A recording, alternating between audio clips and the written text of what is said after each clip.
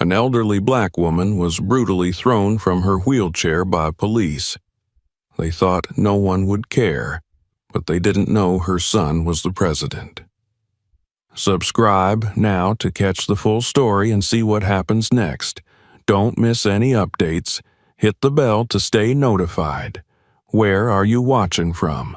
Let us know in the comments below. Ruth Miller, a 78-year-old black woman, wheeled herself down the familiar streets of her neighborhood.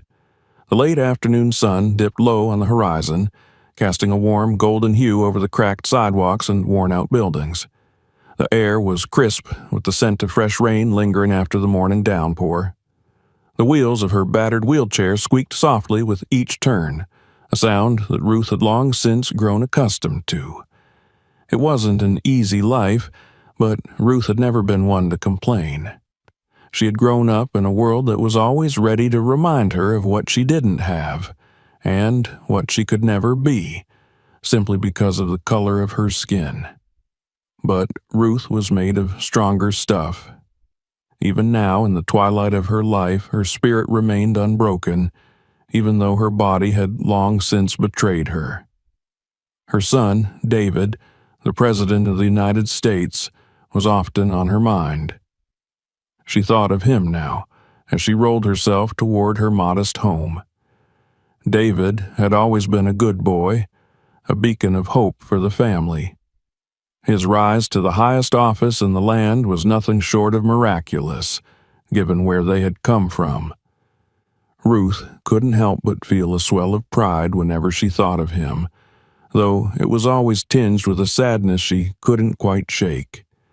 He was so busy, and though he did his best to stay in touch, Ruth missed the days when he would come by every weekend just to sit with her on the porch and talk. But today, Ruth was focused on getting home. She had picked up a few groceries from the local store, and they sat in a small bag on her lap. Her hands, frail but steady, gripped the wheels of her chair, pushing herself along at her usual pace. She had grown used to the stares from strangers, the way people averted their eyes as if they didn't want to see her. She knew they were uncomfortable. A black woman in a wheelchair didn't fit into their neat little narratives of what life in this town should look like.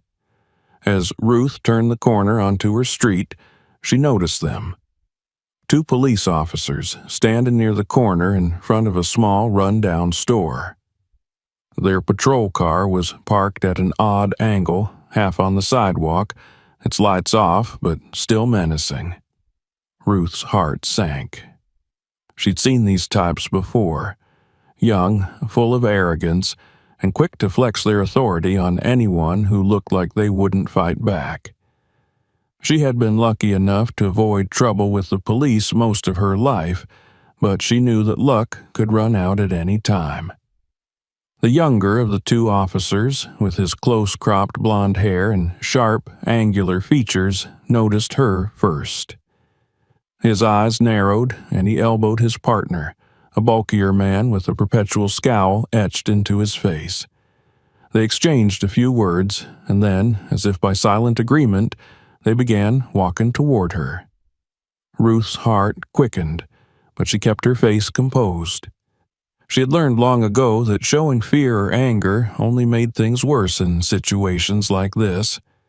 She was just an old woman in a wheelchair, heading home with her groceries. There was no reason for them to bother her. And yet, as they approached, Ruth felt the familiar weight of dread settling in her chest. "Hey, you there," the younger officer called out, his voice dripping with casual authority. "Hold up a second." Ruth stopped her wheelchair and looked up at the men as they drew closer. She forced a polite smile, though every fiber of her being wanted to turn and leave. "Yes, officers, is something wrong?" The two men stopped in front of her, blocking her path.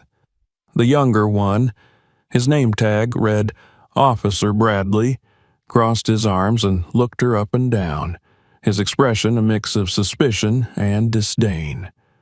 "What are you doing out here?" he asked, his tone making it clear that he didn't really care about her answer. "I'm just heading home," Ruth replied, keeping her voice steady. "I live just down the street." Officer Bradley glanced at her bag of groceries, then at her wheelchair. "In that? You expect us to believe you're really disabled?" Ruth blinked, taken aback by the bluntness of his question. I am disabled," she stammered, the words catching in her throat. "I've been in this chair for nearly 10 years. I was in a car accident." Bradley snorted, cutting her off. "Yeah, sure. You know how many people try to scam the system, pretending to be crippled just to get free rides and handouts? We're not idiots." The second officer, whose name tag read Officer Harris, stepped forward, his bulk casting a long shadow over Ruth. He leaned down slightly, his dark eyes cold and hard. "Why don't you just stand up and show us, huh? Prove you're really what you say you are." Ruth's stomach twisted. She had heard stories of encounters like this, but never imagined it would happen to her. She looked from one officer to the other, her mind racing. She could try to explain again, but it was clear they didn't care about explanations. These men had already made up their minds. I can't stand," she said quietly, her voice barely above a whisper. "I'm paralyzed from the waist down." Bradley let out a harsh laugh, shaking his head. "Convenient." Ruth's hands gripped the arms of her wheelchair, her knuckles white with tension. She had faced racism all her life, but there was something different about this, something more dangerous. These men had power, and they were looking for an excuse to use it. "Look," she said, trying to keep her tone calm, "I don't want any trouble. I'm just trying to get home. Please, let me go." But the officers weren't listening. Bradley stepped closer, his face inches from hers. "We don't just let people go when they're up to something." "I'm not up to anything," Ruth protested, her voice trembling despite her efforts to stay composed. "I'm just going home." Harris snorted. "Yeah, we've heard that one before." The tension in the air was thick, and Ruth could feel it pressing down on her. Her chest tightened as panic began to set in. She needed to get out of here, but there was nowhere to go. The officers had her boxed in, and there was no way she could outrun them in her chair. Bradley reached out and grabbed the handles of her wheelchair, giving it a hard shove backward. Ruth gasped as the chair jerked under her, nearly tipping over. The groceries on her lap tumbled to the ground, and a bottle of milk rolled away, spilling its contents onto the sidewalk. What are you doing?" Ruth cried out, her voice rising in panic. Bradley ignored her, his grip tightening on the chair. "Let's take a little walk, Grandma. See how fast you can roll." Harris chuckled, stepping to the side as Bradley began pushing Ruth's wheelchair down the street faster than she could control it. Her hands scrabbled for the wheels, trying to stop the chair, but Bradley's strength was too much. The chair wobbled dangerously as it sped toward the corner, and Ruth's heart pounded in her chest. "Stop it, please," she begged, tears stinging her eyes. "I can't." Her words were cut off as Bradley suddenly stopped, jerking the chair to a halt. Ruth's body lurched forward, the safety strap barely holding her in place. She breathed heavily, her entire body shaking with fear. Bradley leaned down, his breath hot against her cheek. "You think you're better than us, don't you?" he sneered. "Because your son is some big-shot politician?" Ruth froze. How did they know? She hadn't mentioned David, she never did, but somehow they knew, and that made everything worse. "Don't think for a second that your boy can protect you," Harris added, his voice low and menacing. "Out here, you're just another old crippled woman." Ruth's heart raced. She had to stay calm. She had to survive this. Ruth sat frozen in her wheelchair, trying to steady her breath as the officers loomed over her. Bradley and Harris exchanged glances, their sneers deepening into something far more sinister. There was no mistaking their intent. These men didn't just want to harass her. They wanted to break her spirit, to remind her of her place in a world where they held the power. The street, now eerily quiet, felt suffocating. A couple of neighbors stood by, watching from a distance. Their faces were marked with concern, but none of them dared intervene. Ruth saw a young woman pulling out her phone, trying to discreetly record what was happening, but the officers were too focused on her to notice. "Look at her," Bradley said with a mocking chuckle, "sitting there all proud like she's royalty." He reached out and gave the wheelchair a sharp jolt, making Ruth jerk in her seat. Harris snorted. "Bet she's got one of those government checks coming in every month. Living easy off our taxes, huh?" Ruth felt the sting of those words, but she kept her composure.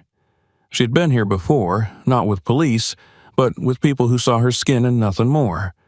But this was worse. These men had power, and they wanted her to feel small, weak, and alone. "I told you, officers," she said quietly.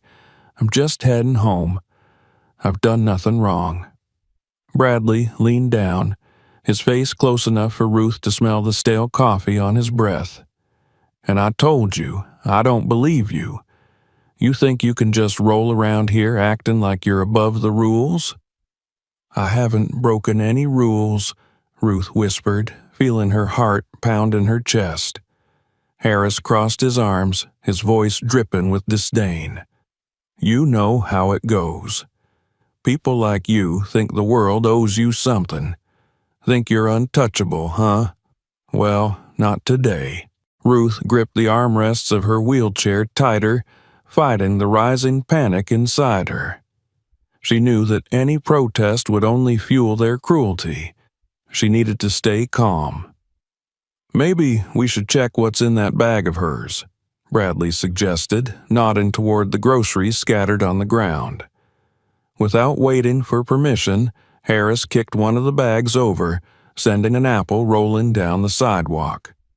He crouched down and rifled through the contents, throwing a loaf of bread and a can of beans aside. When he found nothing suspicious, he sneered. "Figures, just your usual junk. Thought maybe we'd find something interesting." He gave her a mocking grin. "What's next? You gonna cry and tell us your son is the president or something?" Ruth's heart skipped a beat. How did they know? She had told no one in this neighborhood about her connection to David.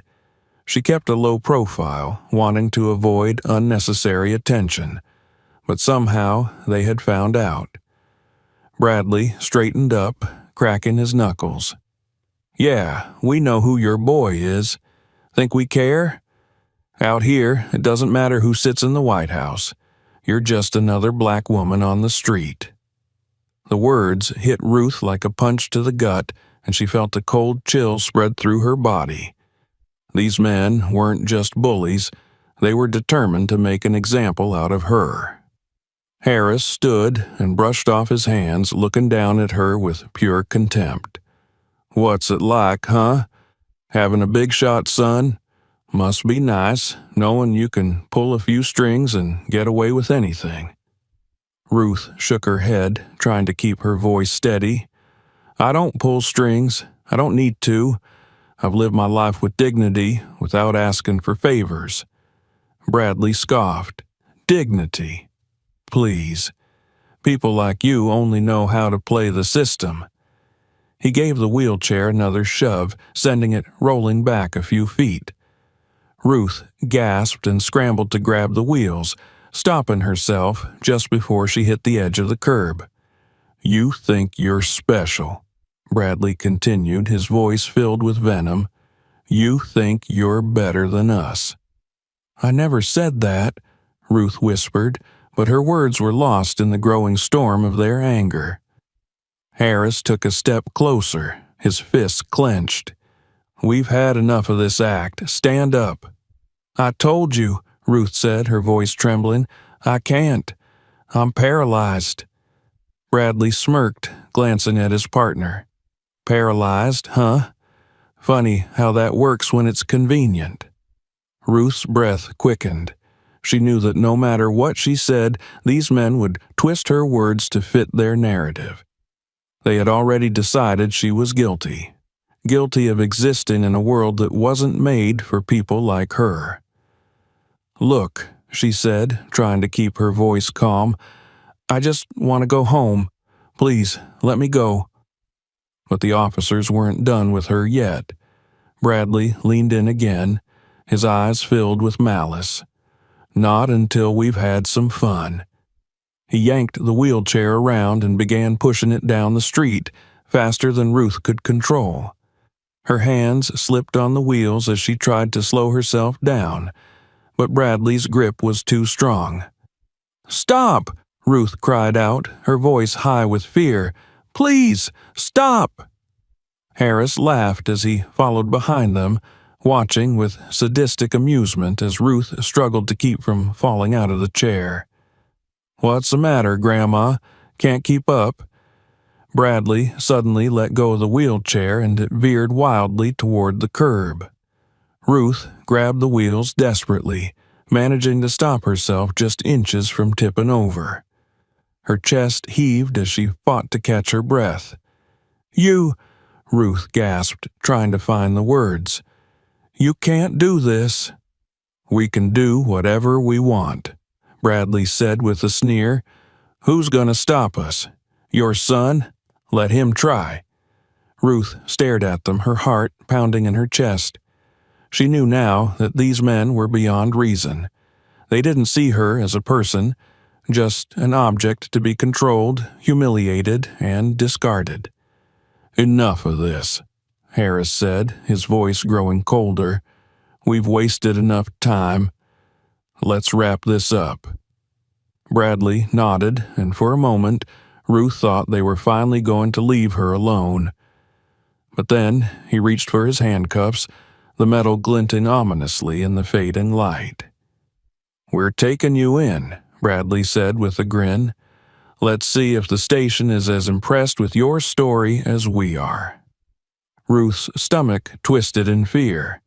She knew what was coming next, and there was nothing she could do to stop it. The moment Officer Bradley reached for his handcuffs, Ruth felt an icy chill run down her spine. She knew she was about to face something she had feared for most of her life.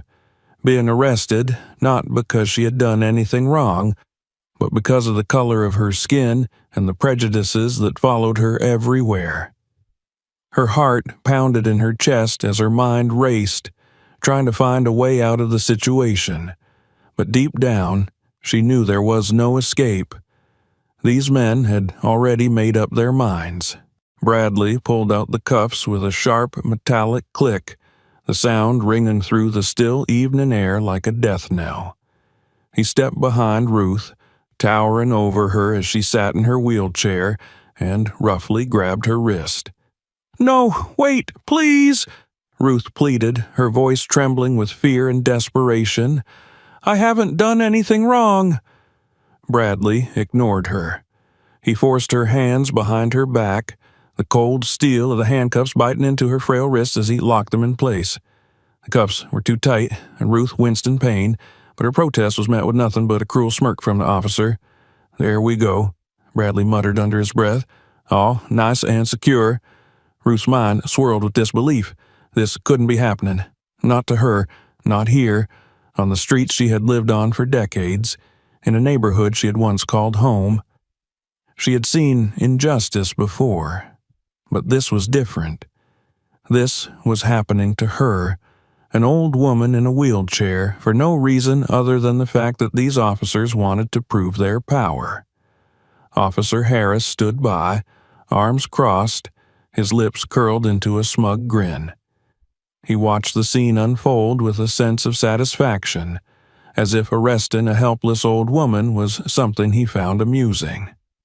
"Let's get her out of here," Harris said, his voice devoid of any emotion other than contempt. "We've wasted enough time on this." Bradley, still holding Ruth's wrist, began pulling her roughly out of the wheelchair. The movement was sudden and violent, and Ruth cried out as her body jerked forward, her legs buckling beneath her. She was paralyzed from the waist down, and the sudden force caused her to lose all control of her lower body, sending her crumpling to the ground. She hit the concrete with a thud, her thin frame shaking from the impact. Her breath was knocked out of her lungs, and for a moment, all she could do was lie there, gasping for air. The world spun around her, and she felt a wave of dizziness wash over her as pain shot through her body. But Bradley and Harris didn't care. They stood over her, watching her struggle to catch her breath, their expressions cold and indifferent. "Come on, get up," Bradley ordered, his voice impatient. "We don't have all day." I can't," Ruth gasped, her voice weak and trembling. "I told you, I'm paralyzed. I can't walk." "Sure you can't," Bradley sneered, his face twisted into a mocking grin. "Convenient, isn't it?" Harris stepped forward, grabbing Ruth by the arm and yanking her upright.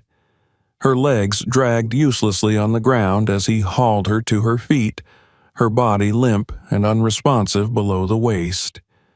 Tears welled up in her eyes, but she forced herself to hold them back. She couldn't let them see her cry. She wouldn't give them the satisfaction. "Let's get her in the car," Harris said, his grip on her arm tightening. Together, the two officers half-dragged, half-carried Ruth toward their patrol car. Her feet scraped against the pavement, and her arms ached from the strain of holding her upright. Her mind raced with a mixture of fear and disbelief. She had never imagined that her life would come to this, been manhandled by police officers, treated like a criminal when all she had done was exist. The patrol car loomed in front of them, a symbol of her impending humiliation.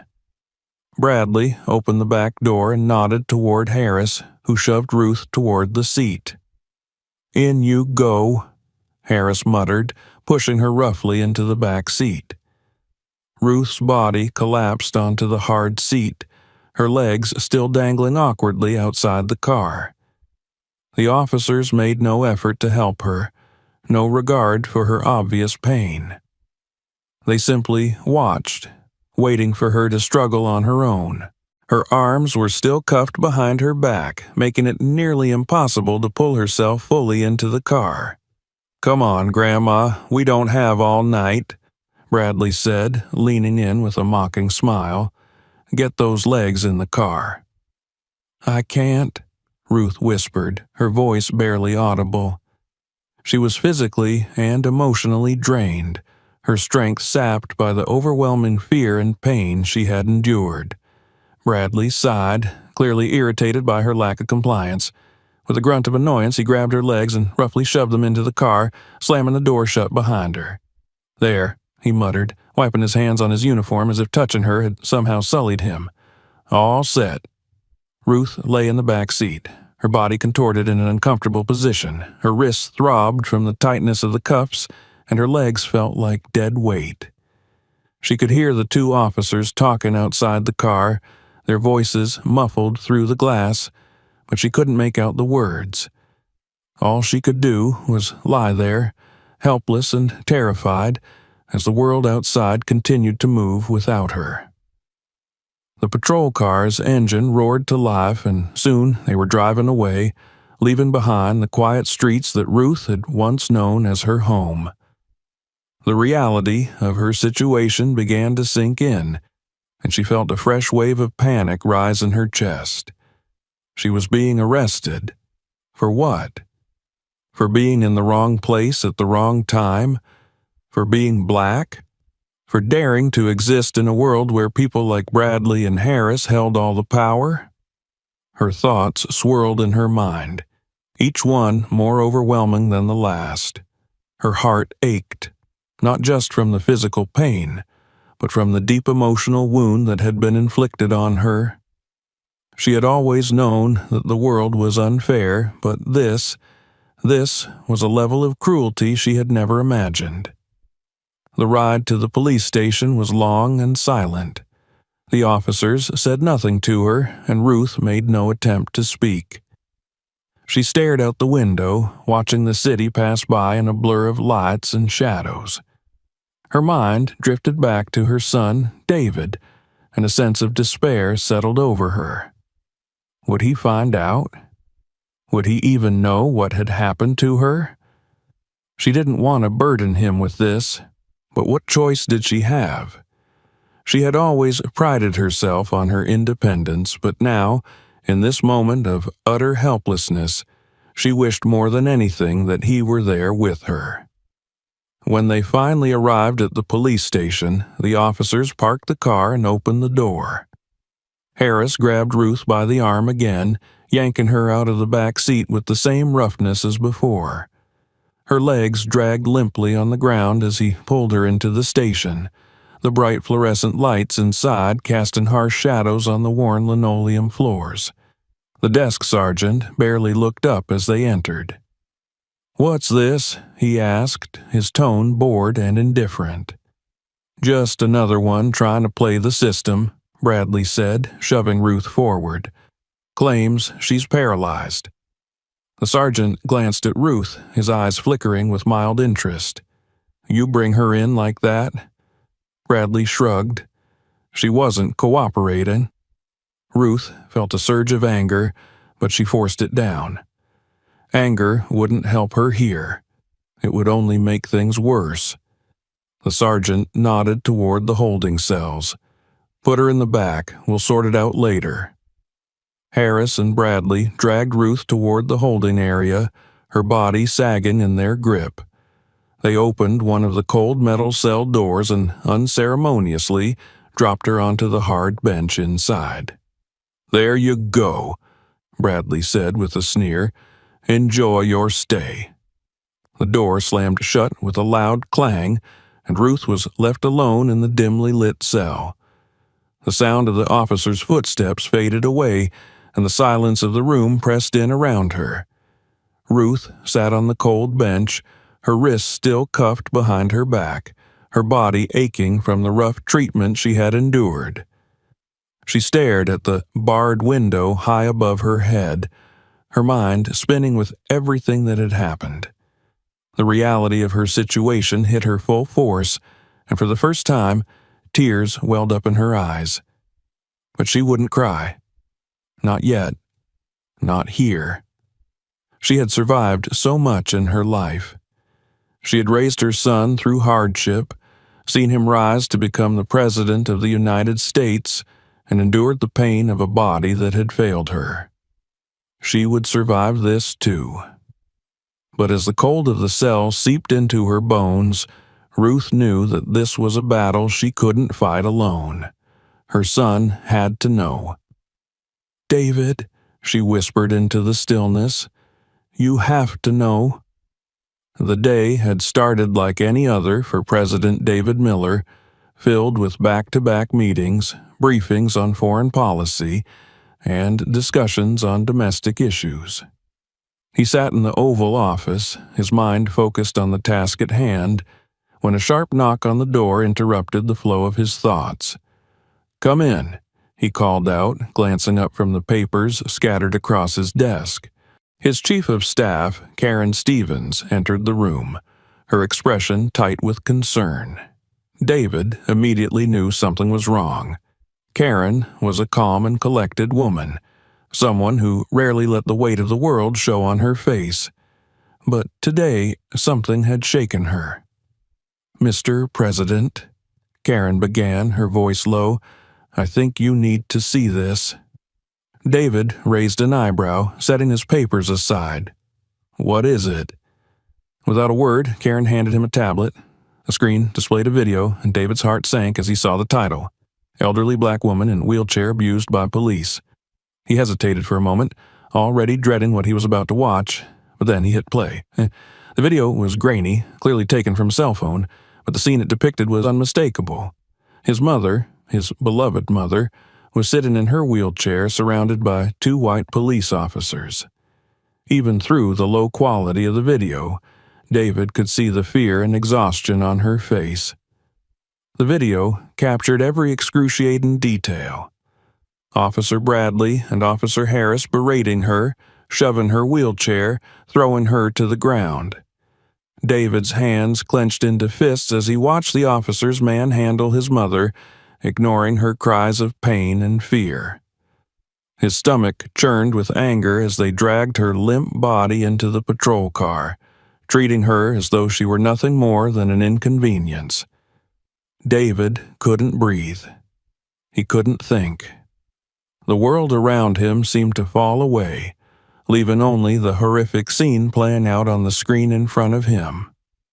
The video ended with a shot of his mother being thrown into the back seat of the police car, her body crumpled and defeated. For a moment, the Oval Office was deathly silent. David stared at the screen, his mind reeling. How could this have happened? His mother, Ruth Miller, had spent her entire life working hard, raising him and serving her community. She had endured more than her fair share of hardships, but this was beyond anything he could have ever imagined. Mr. President. Karen's voice was soft, filled with sympathy. The video has already gone viral. It's all over social media. The news outlets are picking it up as we speak. David barely heard her. His thoughts were consumed with one thing: his mother. She was out there, alone, in the hands of those officers, and he hadn't even known. "Where is she?" he asked, his voice low and strained. "We're trying to confirm her location," Karen replied, "but from what we've gathered so far, she's being held at the local precinct. We've already sent a team to investigate." David stood up, his movements sharp and deliberate. "Get me the Attorney General, now." Karen nodded and left the room without another word, moving swiftly to carry out his orders. David's hands were shaking as he picked up the phone on his desk, his mind racing with thoughts of his mother. He had always feared something like this might happen, had always known that despite his position, despite all he had achieved, his family would never be truly safe from the cruelty and prejudice that still gripped parts of the country. But knowing that didn't make this any easier to bear. He had to stay calm. He had to stay focused. But the anger surging through him was almost unbearable. A few minutes later, the Attorney General, Jack Wallace, appeared on the phone's secure line. "Mr. President," Jack said, his voice brisk, "I just saw the video. I'm already on it." "What are you doing about it, Jack?" David asked, his voice tight. "My mother was assaulted by police officers in broad daylight. She's in a jail cell right now because of them. I need them dealt with immediately." "We're taking this very seriously, Mr. President," Jack assured him. "I've already spoken with the precinct in question, and we're gathering all the details. We'll have your mother released as soon as possible." "That's not good enough," David snapped. "I want those officers suspended and charged, and I want to make sure this doesn't happen to anyone else." There was a brief pause on the other end of the line before Jack replied, "Understood, sir. I'll make sure it's handled swiftly." David hung up the phone, his jaw clenched tightly. He was a man who had built his career on patience and diplomacy, on navigating the delicate balance of power and politics. But this was personal. His mother had been hurt, and no amount of political restraint could keep him from seeking justice for her. Karen re-entered the room just as David ended the call, her face grim. "Mr. President, we've confirmed that your mother's being held at the 9th Precinct," she said. "She's unharmed, but they've refused to release her until they've completed their processing." David's temper flared again. Processing? What the hell does that mean? She's not a criminal. Karen nodded, clearly uncomfortable. I know, sir. We're working on getting her released immediately. But with the video circulating, the media is already swarming the precinct. It's turning into a PR nightmare. David ran a hand through his hair, trying to think clearly. The last thing he needed was for this to turn into a media circus, but at the same time he couldn't stand by and let the situation continue. I'm going down there, he said firmly, straightening his suit jacket. Karen's eyes widened in surprise. Sir, are you sure that's wise? It could escalate the situation? David fixed her with a hard stare. It's my mother, Karen. I'm going. She didn't argue. Instead, she nodded and stepped aside, quickly arranging for his security detail and transportation. The drive to the precinct was tense. David sat in the back of the SUV, staring out the window as the city flew by in a blur. His mind was a storm of emotions. Anger, fear, guilt. He should have been there for her. He should have known. How could this have happened right under his nose? As the SUV pulled up in front of the 9th precinct, David could already see the crowd gathered outside. Reporters, activists, and bystanders had all congregated around the building, their phones held high as they captured every moment of the unfolding drama. The atmosphere was electric with tension. David's security detail flanked him as he stepped out of the car, their presence commanding respect and silence from the crowd. Reporters shouted questions at him, cameras flashed, but David didn't acknowledge them. His focus was solely on the building in front of him and on his mother. He strode through the crowd and up the steps to the precinct, his face set in a grim expression. Inside, the atmosphere was equally charged. Officers glanced at him nervously as he entered, aware of the gravity of the situation. The desk sergeant, a middle-aged man with a harried expression, looked up as David approached. His eyes widened in recognition and he stood up quickly, clearly flustered.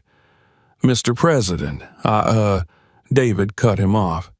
Where is my mother? The sergeant stammered for a moment before finally gesturing toward the back of the station. She's in the holding cells, sir, but we were just about to. I want her released. Now, David said, his voice low and dangerous, and I want to see the officers responsible for this.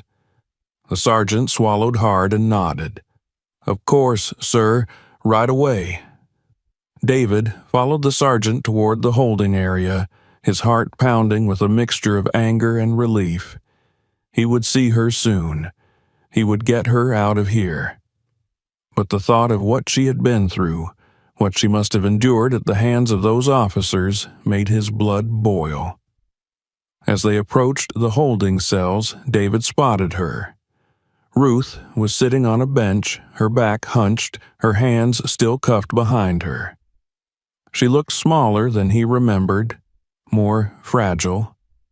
But when she looked up and saw him, her eyes filled with tears of relief. David, she whispered, her voice cracking. He rushed to her side, kneeling in front of her, his hands reaching for hers. Mom, I'm here. I'm so sorry.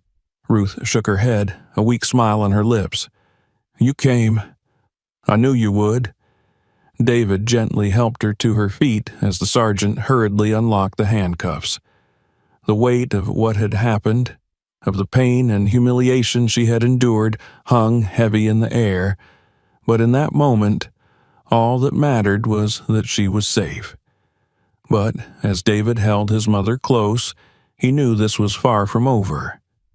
Those officers would pay for what they had done, and the system that allowed this to happen, it would be torn apart, piece by piece. As they walked out of the precinct together, the crowd erupted into cheers. But for David, there was no victory in this moment. Not yet. Justice had to be served. The nation was boiling with anger. Within hours of Ruth Miller's arrest, the video of her mistreatment had flooded the internet, and the backlash was swift and unforgiving. Protesters took to the streets in major cities: New York, Chicago, Los Angeles, and beyond. Placards reading "Justice for Ruth," "End Police Brutality," and "No More" were held high as people marched, chanting for change. Crowds gathered in front of the 9th Precinct demanding accountability. In every corner of the country, conversations about race, police violence, and abuse of power dominated television screens and social media feeds. Public figures, activists, and politicians weighed in, their voices joining the outcry. Even allies within law enforcement admitted the video was indefensible, adding pressure for swift action. Inside the White House Situation Room, David Miller sat beside his mother, Ruth. The room was silent except for the news anchor's voice coming from the television screen. Ruth's body was stiff with pain, her wrists bruised from the cuffs, yet her expression remained calm, her eyes focused. She knew her suffering was now a symbol, but it was a heavy burden. David's heart ached. He wanted to take her pain away, but this was bigger than both of them now. It wasn't just about his mother. This moment represented the painful reality that countless Black Americans faced daily. Ruth had always told him stories about the challenges she had endured, but seeing her in that video, so vulnerable, was a pain he couldn't shake. Karen Stevens entered the room, reports in hand. She looked exhausted, her usual poise cracked under the weight of the crisis. "The protests are escalating, Mr. President," Karen said. "Thousands are gathering outside the precinct. It's peaceful so far, but tensions are rising." David exhaled slowly. "And the officers?" Karen hesitated. "They've been placed on administrative leave, but the precinct is slow-walking the investigation. Officially, it's an internal review." David's jaw tightened. He had seen this too many times before. Officers caught in the act, only to be shielded by a system designed to protect them. He knew that waiting on bureaucracy wasn't an option. "Call the Attorney General," he said, his voice sharp and commanding. "I want charges filed, no delays." Karen nodded and stepped out, leaving David alone with his mother. Ruth shifted slightly, grimacing from the lingering pain in her arms. David placed a gentle hand over hers. "I'll fix this," he whispered, though the words felt heavy on his tongue. Ruth shook her head slowly, offering him a weak but determined smile. "It's not just about fixing this, David. It's about fixing all of it." Her words weighed heavily on him. David knew she was right. This wasn't just about two rogue officers. It was about a system built on inequality, a system that needed to be dismantled piece by piece. But first, justice had to be served for his mother. Outside the White House, protests swelled. Activists organized marches across the country, and civil rights organizations demanded accountability. Social media exploded with hashtags calling for the immediate arrest of Officers Bradley and Harris. News anchors debated whether the incident would force the president's hand on police reform. The pressure on David's administration mounted with every passing hour.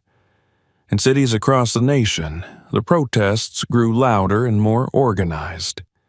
There were moments of tension between police and protesters, but the crowds remained steadfast in their demand for change. The public had latched onto Ruth's story as a symbol of all the injustices endured by marginalized communities, and the world was watching to see what David Miller would do next. Inside the precinct, the officers responsible for Ruth's arrest, Bradley and Harris, sat together in the break room, their faces pale with worry. They had thought their actions would go unnoticed, just another day of flexing their authority. But now they found themselves at the center of a national scandal. "This is getting out of hand," Bradley muttered, tapping nervously on the table. "I didn't think it'd blow up like this." Harris scowled, crossing his arms. "It's just a bunch of noise. It'll blow over." But they both knew that wasn't true. The video had gone viral, and the pressure was building from every direction. They weren't just facing public outrage. They were under scrutiny from within their own department, and the president himself was demanding action. Back at the White House, David paced the room, the weight of the moment pressing down on him. His mother's suffering was personal, but his response to it would have national consequences. He knew that any misstep could either spark meaningful change or deepen the public's distrust in his leadership. Karen returned, her phone pressed to her ear. "The Attorney General is on the line," she said, handing David the phone. David took a deep breath before answering. "I need arrests, Jack. No delays, no excuses. I want those officers charged today." Jack Wallace's voice was steady but cautious. "I understand, Mr. President, but you know how these things work. We need to move carefully." "There's no time for careful, Jack," David snapped. "They assaulted my mother, and the country is watching." There was a pause on the other end of the line. "I'll make it happen," Jack finally said. David ended the call and turned to Karen. "Issue a public statement. I want the world to know that justice is coming." Karen nodded, already making notes. "And the protest?" David thought for a moment. "I'll speak directly to the people. They need to know we hear them, and that we're taking action." Hours later, David stepped into the briefing room where reporters and cameras waited in tense silence. He stood at the podium, his face solemn, the weight of the moment visible in every line of his expression. "My mother, Ruth Miller, was assaulted and mistreated by officers sworn to protect her," he began, his voice steady but filled with emotion. "What happened to her is a stark reminder of the systemic injustices that plague our nation. And let me be clear, this will not stand." The room was silent, hanging on his every word. David continued, outlining immediate steps his administration would take to hold the officers accountable and push for long overdue reforms in law enforcement. "This is not just about my mother," he said, his voice firm. "This is about every person who has suffered at the hands of a broken system. Change is coming." The speech was broadcast live, and the response was immediate. Across the country, protesters cheered, feeling seen and heard. Activists praised the president's decisive action, and the pressure on the precinct intensified. But David knew the fight was far from over. The arrests of Bradley and Harris were only the beginning. The real battle lay in dismantling the system that allowed them to act with impunity in the first place. As the day came to an end, David returned to the private quarters of the White House. Ruth sat in a plush armchair, looking tired but peaceful. He sat beside her, taking her hand in his. "You did good today," she said softly. David smiled, though his heart was still heavy. "It's not over yet." "No," Ruth agreed, her voice gentle but resolute, "but it's a start." Together, they sat in silence, watching the city lights twinkle through the window. The fight for justice was only beginning, but for now they found solace in knowing they were not alone.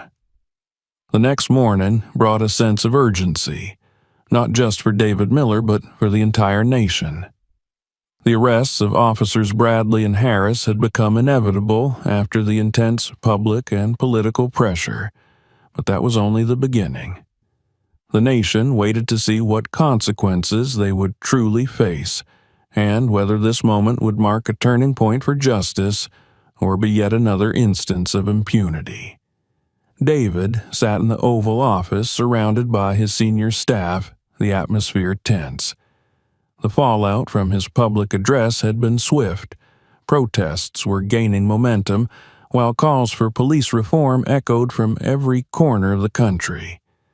The media continued to dissect every aspect of Ruth Miller's arrest, and her face had become a symbol of resilience in the face of systemic oppression. Karen Stevens, his chief of staff, stood beside him, reviewing updates from across the country.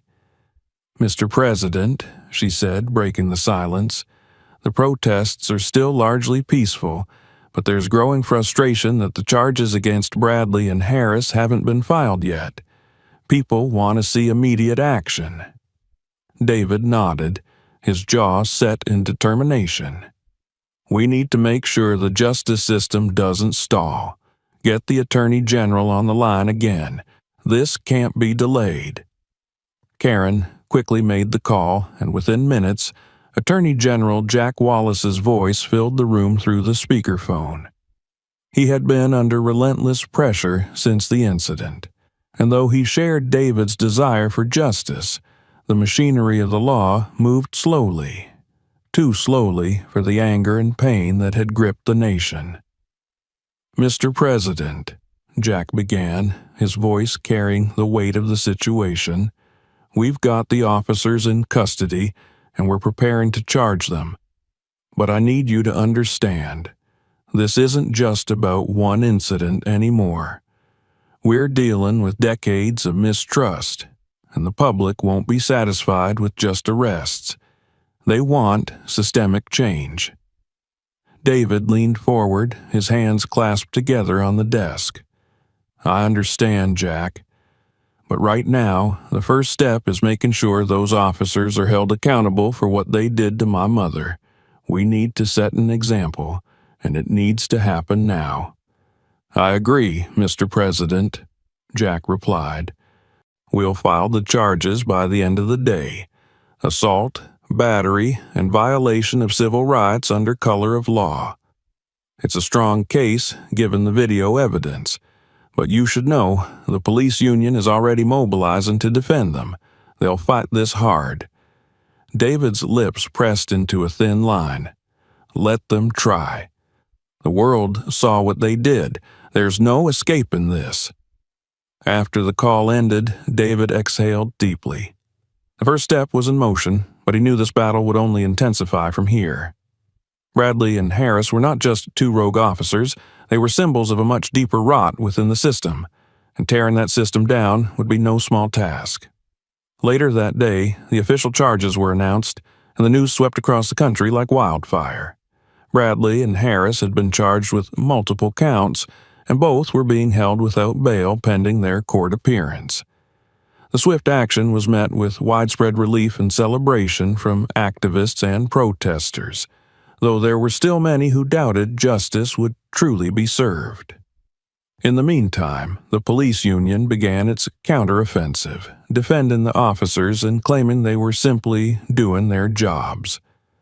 Spokespersons from the union appeared on news programs, arguing that the officers' actions had been misinterpreted and that the video lacked important context.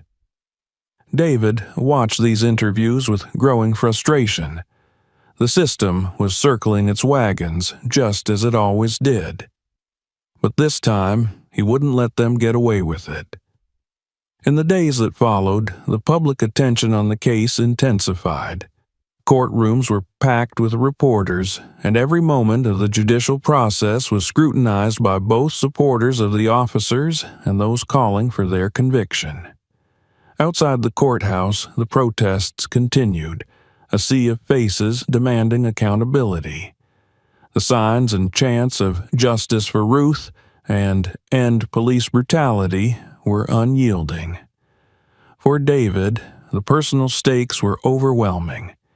Each day he received updates on his mother's condition. Though physically recovering, the emotional toll of the incident weighed heavily on her. He spent every moment he could with her. Their conversations often drift into memories of his childhood and their shared struggles. She remained resolute, urging him to keep fighting, not just for her, but for everyone who had suffered similar fates. "We've seen this before," Ruth told him one evening as they sat together in the quiet of the White House residence. The system isn't broken, David. It's doing exactly what it was designed to do. But you can change it. You've got the power to make sure what happened to me doesn't happen to anyone else." David listened closely, the gravity of her words sinking in. He had spent his entire political career trying to balance the ideals of progress with the harsh realities of compromise. But this was different. His mother had been targeted, and now the entire country looked to him for leadership. The trial of Bradley and Harris moved quickly, thanks in large part to the overwhelming public pressure. The prosecution built a strong case, using the video as the centerpiece of their argument. The defense, however, tried to paint the officers as victims of a media-fueled frenzy, arguing that their actions were taken in the heat of the moment and without malice. The trial attracted national attention, with both sides of the debate drawing sharp lines in the sand. On one side, there were those who demanded that the officers be made an example of, a symbol of the fight against police brutality and racial injustice. On the other, there were those who clung to the belief that the officers were being unfairly vilified, scapegoats for a broken system they didn't create. David watched the trial unfold from the White House, every argument and every witness testimony playing out on television screens across the country. The prosecution called witnesses from the scene, including the brave individual who had filmed the video.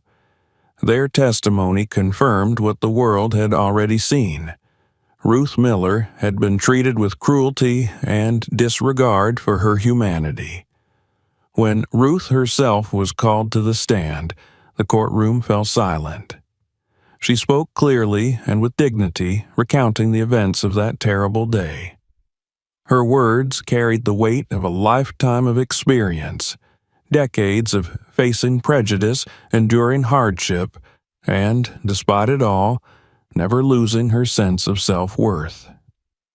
"I've lived a long life," Ruth said, her voice steady, though her hands trembled slightly.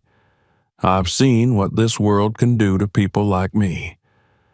But what those officers did was beyond anything I thought I would ever experience in my lifetime. They didn't see me as a person. They saw me as something to control, something to belittle. I may be old, but I'm not less than anyone else." Her testimony left the courtroom in stunned silence. The defense tried to poke holes in her story, but their efforts fell flat. The video evidence was too damning, and Ruth's words too powerful. As the trial neared its conclusion, the tension across the country was palpable. Everyone knew that the outcome of this case would have far-reaching implications, not just for the officers involved, but for the entire movement against police brutality. When the jury finally reached its verdict, the nation held its breath. The court found both Bradley and Harris guilty of all charges. Their sentences would be announced later, but the decision itself was a watershed moment. Outside the courthouse, the crowds erupted in cheers. People hugged one another, cried tears of relief, and waved banners in celebration. Across the country, there was a sense of victory, not just for Ruth Miller, but for everyone who had ever suffered under the weight of an unjust system. But for David, the victory was bittersweet.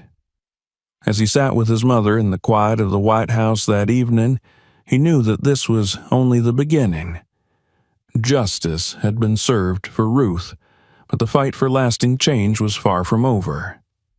"This is what you've always fought for," Ruth said softly, her hand resting on his arm. "But now it's time to make sure the fight doesn't end here." David nodded, his resolve hardening. The officers had been held accountable, but the system that had allowed them to act with impunity still stood. He would spend the rest of his presidency ensuring that no one else would have to endure what his mother had.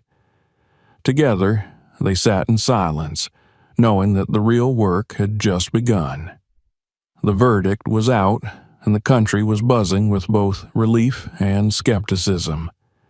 Justice had been served for Ruth Miller, but for many, the question remained. Would this be the moment that finally broke the cycle, or just another fleeting victory in a long history of systemic failure? The day after the trial, Ruth sat with her son, David, in the private quarters of the White House. The air between them was heavy, not with the triumph of their personal victory, but with the weight of what still needed to be done. Outside, the world was moving fast. New headlines, new crises. But here, in the stillness of the room, they both knew the battle had just begun. Ruth was quiet, her body still recovering from the physical ordeal, but her mind was sharp. She could feel the monumental shift in public sentiment, the weight of the expectations on her son's shoulders. The trial had been a necessary reckoning, but it wasn't enough. Not nearly enough. David sat across from her, his hands folded together, eyes distant, as if he were looking beyond the walls of the White House. His mind was occupied with the challenges that lay ahead. Winning the trial was one thing, but dismantling the system that had led to his mother's mistreatment, that was a far bigger, far more daunting task. The demands for police reform had been ringing in his ears for weeks now, and he knew the time had come to deliver. "I've been thinking about what happens next," David said, breaking the silence. His voice was low, thoughtful. "We got justice for you, but it can't stop here. The system is broken, Mom. We both know that." Ruth nodded slowly. "You don't need to tell me that. I've lived it for 78 years. David leaned back, running a hand through his hair. "I know, and I've been too patient, too careful. I kept telling myself that change would come if I just kept moving things forward inch by inch. But after what happened to you, I can't afford to wait anymore." Ruth's eyes softened as she looked at her son. She had always been proud of him, of the way he had risen above the challenges they had faced. But she also knew that the fight he was about to take on would be the hardest one of his life. "So, what are you going to do?" she asked quietly. David's eyes met hers, and she could see the resolve hardening within him. "I'm going to push for real reform, not just lip service. I want legislation that changes the way policing works in this country. Accountability, transparency, a complete overhaul of how officers are trained and disciplined." Ruth smiled, a small, tired smile. "It won't be easy." "I know," David replied, his voice steady, "but it's necessary." In the days that followed, David began laying the groundwork for sweeping reform. His administration worked tirelessly, drafting legislation that aimed to tackle the very roots of the problems within law enforcement: mandatory body cameras, independent investigations for police misconduct, and the demilitarization of police forces. It was ambitious, but David was determined. He would use his platform as president to force change, even if it meant facing opposition from all sides. The public response was overwhelmingly supportive at first. Protesters who had been demanding justice for Ruth Miller now turned their focus to the broader issues of police reform, marching under banners that called for an end to police brutality and systemic racism. The energy was electric, fueled by a sense of momentum that had been absent in previous movements. For the first time in a long time, people believed that real change was possible. But with every step forward came resistance. Conservative lawmakers, the police unions, and even some within David's own party began pushing back. The narrative shifted. Critics accused the president of going too far, of threatening law and order, of undermining the police forces that were supposed to protect citizens. David expected this. He knew that real change always came with a cost, and he was prepared to pay it. But that didn't make it any easier. The media took sides, with some praising his bold actions and others accusing him of politicizing his mother's experience for personal gain. Ruth watched all of this from the sidelines, her heart swelling with pride and concern. She knew what it meant for her son to take on such a monumental task. She also knew the dangers that came with it. David was already receiving threats, angry letters, emails, and even direct messages on social media. The backlash from law enforcement supporters was fierce, and there were whispers of political sabotage brewing beneath the surface. One evening, as David sat with Ruth in the White House gardens, he expressed his frustration. "Sometimes it feels like no matter what I do, there's always going to be someone fighting against it," he admitted. "I knew this would be hard, but seeing people actively resist what's clearly right, it gets to me." Ruth reached over, placing her hand on his. "Change is always hard, David. The system fights back because it's designed to protect itself.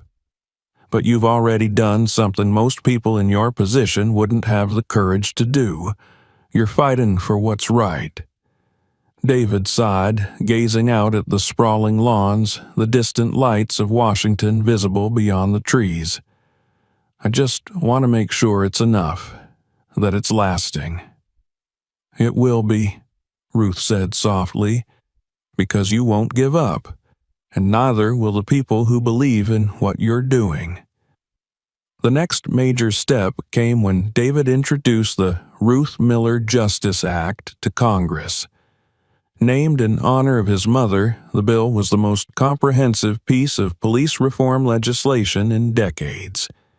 It included provisions for ending qualified immunity, establishing national standards for use of force, and creating independent oversight bodies to investigate cases of police misconduct.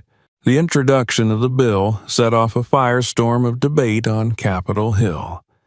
Supporters hailed it as a long-overdue solution to the problem of unchecked police power, while opponents decried it as an overreach that would handcuff law enforcement and endanger public safety. The political fight was fierce, and David knew that getting the bill passed would be an uphill battle. But the nation had changed. The trial of Bradley and Harris, the video of Ruth's arrest, and the months of protests had shifted public opinion in a way that couldn't be ignored. Polls showed that the majority of Americans supported the reforms, and activists continued to apply pressure on lawmakers to do the right thing. On the day of the final vote, the atmosphere in Washington was electric. Crowds gathered outside the Capitol, chanting for justice and reform. Inside, the tension was palpable as lawmakers took their seats. David watched from the White House, his heart racing with anticipation. The vote was close, closer than anyone had anticipated. But in the end, the Ruth Miller Justice Act passed, a landmark victory for the movement against police brutality. The cheers from the crowds outside echoed across the city, a wave of relief and triumph washing over everyone who had fought so hard for this moment. Back in the White House, David sat beside Ruth, watching the news coverage of the historic vote. His mother's eyes filled with tears as she saw the impact her ordeal had made on the country. "You did it," she whispered, her voice thick with emotion. "You really did it." David smiled, though he knew that the work was far from over. The passage of the bill was just the beginning. Implementing the reforms, ensuring that the new laws were enforced, and continuing to hold police accountable would be an ongoing battle. But, for the first time in a long time, David felt hopeful. "I didn't do it alone," he said, turning to his mother. "You're the reason this happened. Your strength, your courage, that's what made the difference." Ruth smiled through her tears, and together they sat in silence, knowing that while the fight for justice was far from over, they had taken a significant step toward a better future. Thanks for watching. If you enjoyed this story, make sure to subscribe so you never miss what's coming next. Tap the bell icon to get notified about new uploads, and don't stop here. Check out our other videos for more powerful stories. Where are you watching this from? Let us know in the comments below.